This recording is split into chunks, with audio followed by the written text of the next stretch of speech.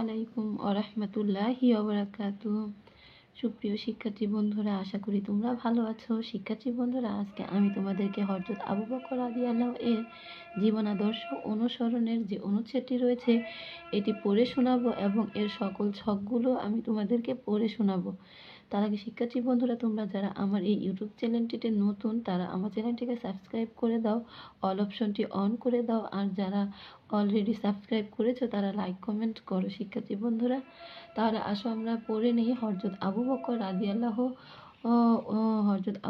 রাদিয়াল্লাহু অনুকরণীয় আদর্শের অধিকারী ছিলেন।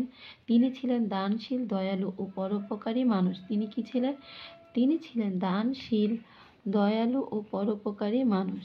তিনি সকল বিপদ আপদে নবীজি ও অন্য সাহাবীদের পাশে দাঁড়াতেন। তাবুকের যুদ্ধের সময় তার সকল ধন সম্পদ এনে হাজির করেন নবীজির সামনে। কোন যুদ্ধের মাধ্যমে?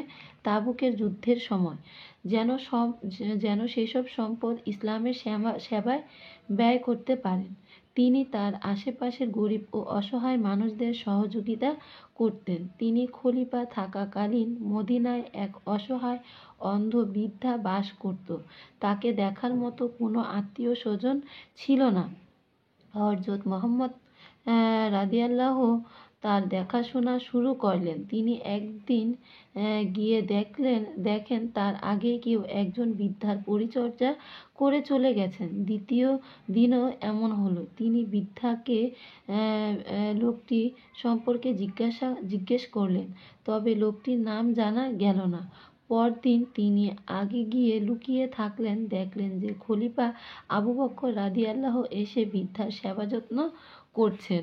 সঠিকভাবে দায়িত্ব পালন ও জবাবদিহিতা ছিল হযরত আবু বকর রাদিয়াল্লাহু এর চরিত্রের অন্যতম দিক। কি ছিল? সঠিকভাবে দায়িত্ব পালন ও জবাবদিহিতা ছিল হযরত আবু বকর রাদিয়াল্লাহু চরিত্রের কি অন্যতম দিক। তাকে খলিফা নির্বাচনের পর তিনি উপস্থিত মানুষদের উদ্দেশ্যে বলেন, আপনারা যদি দেখেন আমি সঠিক কাজ করছি, আপনারা আমাকে সহযোগিতা করবেন। যদি দেখেন বিপথগামী হচ্ছি, সতর্ক করে দিবেন। তার দায়িত্ব সঠিকভাবে পালনে তিনি সবসময় চেষ্টা করতেন। তিনি ছিলেন ধৈর্যশীল ও বিচক্ষণ মানুষ। হযরত আবু বকর রাদিয়াল্লাহু কি ছিলেন? ধৈর্যশীল ও বিচক্ষণ মানুষ ছিলেন। ধৈর্য ও ধীরতার সাথে তিনি ইসলামের সংকটজনক সময়ে হাল ধরেন। তার দক্ষ নেতৃত্বের ফলে হযরত মুহাম্মদ সাল্লাল্লাহু আলাইহি ওয়াসাল্লামের ইন্তেকালের পর তৈরি হওয়া সমস্যাগুলো দূরীভূত হয়েছিল।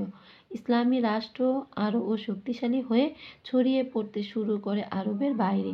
এই জন্য তাকে ইসলামের ত্রাণকর্তাও বলা হয়। তাকে ইসলামের কি বলা হয়? ত্রাণকর্তাও বলা হয়। এইসব গুণাবলীর জন্য ইসলামের ইতিহাসে হযরত আবু বকর রাদিয়াল্লাহু এর নাম উজ্জ্বল হয়ে থাকবে। শিক্ষার্থী বন্ধুরা, আমি যে লাইনগুলো তোমাদেরকে কলমের কালি দিয়ে দাগ দিয়ে দিয়েছি, তোমরা এগুলো ভালো করে মুখস্থ করে নিবে। এগুলো তোমাদের এমসিকিউতে আসবে। তাহলে আমরা পরবর্তী পৃষ্ঠায় চলে যাই। এখানে ক নম্বরে কি বলেছে? হযরত আবু বকর রাদিয়াল্লাহু এর জীবন ও কাজের মধ্য দিয়ে তার যেসব গুণ প্রকাশিত হয়েছে সে সম্পর্কে দলে আলোচনা করি, তারপর সেগুলো সাজিয়ে একটি আদর্শ বৃক্ষ তৈরি করি। হযরত আবু বকর রাদিয়াল্লাহু এর জীবন ও কাজের মধ্যে দিয়ে তার যেসব গুণাবলীগুলো প্রকাশিত হয়েছে সেগুলোকে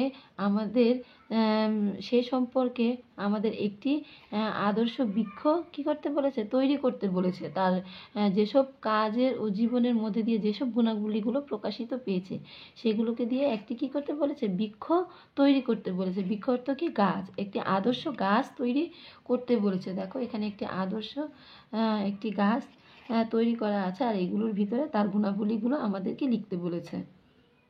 দেখো, তিনি ছিলেন দায়িত্বশীল, তাকে ইসলামের ত্রাণকর্তা বলা হয়। এগুলো তার কি ছিল? তার জীবন ও কাজের মধ্যে এই গুণাবলীগুলো প্রকাশিত পেয়েছিল, আর এগুলোই আমাদের একটি আদর্শ বৃক্ষ তৈরি করতে বলেছে তার গুণাবলী নিয়ে। তিনি দানশীল ছিলেন, তিনি গরিব অসহায় বৃদ্ধদের সাহায্য সহযোগিতা করতেন। তিনি ছিলেন কি? ধৈর্যশীল, তিনি ছিলেন পরোপকারী, তিনি ছিলেন দয়ালু।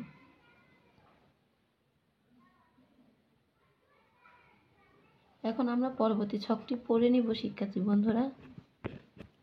দেখো খ নম্বরে কি বলেছে, হজরত আবু বকর রাদিয়াল্লাহু এর আদর্শ চর্চার জন্য কি করব তা দলগতভাবে আলোচনা করে ঠিক করি এবং নিজের ছকে লিখি। হজরত আবু বকর রাদিয়াল্লাহু এর আদর্শ যে চর্চাগুলো ছিল, তার ছিল চর্চার জন্য কি করব তা দলগতভাবে আলোচনা করি। কি কাজগুলো আমরা করব তা নিয়ে আমরা দলগতভাবে আলোচনা করব এবং নিচের ছকটি লিখব। দেখো এখানে 1 নম্বরে আমরা অন্যের উপকার করব, 2 নম্বর আমরা অন্যের প্রতি দয়াশীল হব, 3 নম্বর আমরা অন্যদের দান করব, 4 নম্বর দায়িত্ব পালনে অবহেলা করব না, 5 নম্বর আমরা সবসময় ধৈর্যশীল থাকব, 6 নম্বর আমরা গরিব অসহায় বৃদ্ধদের সাহায্য করব, 7 নম্বর আমরা সাধ্যমতো অভাবী মানুষদের পাশে দাঁড়াবো, 8 নম্বর আমরা দানশীল, দয়ালু ও পরোপকারী মানুষ হব। এখন আমরা পরবর্তী পৃষ্ঠায় চলে যাব।